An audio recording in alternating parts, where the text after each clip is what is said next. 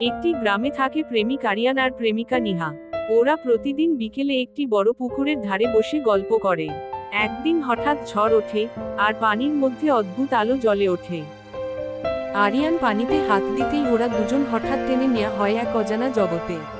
ওরা এসে পড়ে এক রূপকথার দেশে, যেখানে আকাশে উড়ে বেড়ায় পাখি, গাছগুলো কথা বলে। ওরা জানতে পারে এই জায়গার নাম এলোরিয়া।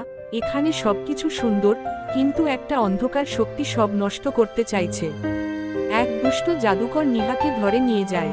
আরিয়ান একা হয়ে যায়, কিন্তু সে হার মানে না। আরিয়ান বিভিন্ন বাধা পেরিয়ে এগিয়ে যায়, জঙ্গলে, নদী পেরিয়ে, ভয়ঙ্কর প্রাণীর সামনে দাঁড়ায়।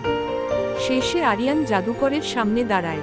তার ভালোবাসার শক্তি দিয়ে সে অন্ধকারকে হারায়। সব ঠিক হয়ে গেলে ওরা আবার সেই পুকুরের ধারে ফিরে আসে।